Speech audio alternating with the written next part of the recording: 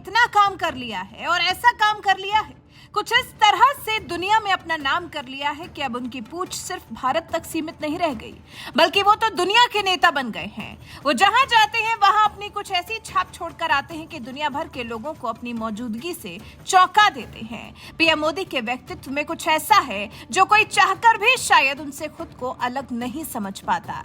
अब इसरो जब 23 अगस्त को शाम को इतिहास रच रहा था तो पीएम मोदी यहाँ देश में नहीं थे, वो तो ब्रिक्स सम्मेलन में हिस्सा लेने के लिए साउथ अफ्रीका में थे।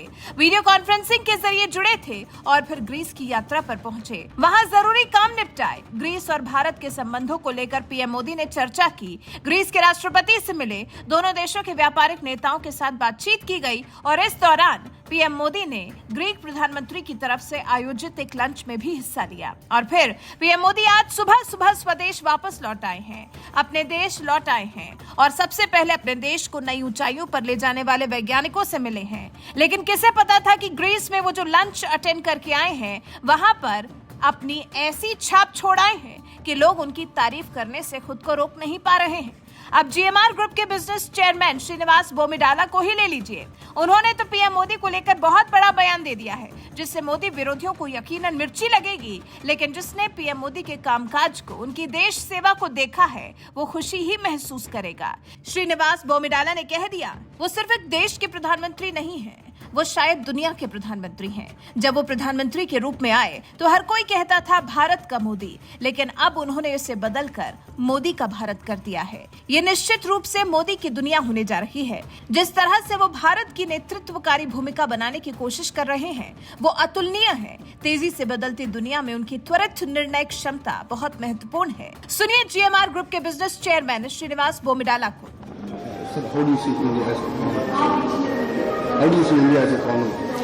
Indian economy is certainly poised for growth, and as Modi sir was already saying that India is going to be a 5 trillion economy. It is not just 5 trillion; it is certainly going to be a 10 trillion economy in probably over a decade. The coming 25 years, according to PM Saab's vision. Amritkal, next 25 years, I think it is India's world. And it is going to be Modi's world too. It is certainly going to be Modi's world. I already told, so I didn't want to repeat, but it is certainly Modi's world and it is India's world. And does every Indian stand behind that, sir? There is no option. All right, sir. When the country starts growing, there is no option because every section of the society gets benefit because of Mr. Modi's actions. Thank you, sir. तो सुना आपने, ये है PM Modi का जलवा, ये PM Modi की छाप, उनका रुतबा, वो भी न सिर्फ भारत में बल्कि पूरी दुनिया में। अपनी अच्छाई से, अपने व्यक्तित्व से कुछ इस तरह से दुनिया में अपना लोहा मनवाते हैं भारत के प्रधानमंत्री नरेंद्र मोदी। वैसे आपको बता दें, पीएम मोदी ग्रीस में बिजनेस लंच में हिस्सा लेने के साथ साथ भारतीयों को भी संबोधित करके आए हैं, जहां उन्होंने काशी से लेकर चंद्रयान तक की बातें की। दुनिया भर के कोने कोने में बसे लोगों तक ये संदेश पहुंचाने का प्रयास किया कि भारत ने इतिहास रच दिया है, भारत ने चांद को चूम लिया है, भारत ने चांद पर तिरंगा लहरा दिया है। वैसे मोदी राज में पिछले 9 साल में भारत जितना बढ़ा है, भारत ने जितना तेजी से विकास किया है, भारत ने जिस तरह से पूरे विश्व में अपने नाम का डंका बजवा दिया है, और उस पर श्रीनिवास बोमिडाला जैसे बिजनेसमैन ने जिस तरह से सिर्फ भारत ही नहीं, उन्हें पूरे विश्व का प्रधानमंत्री बता दिया है। इस बारे में आपका क्या कुछ कहना है? अपनी राय हमें कमेंट कर जरूर बताएं।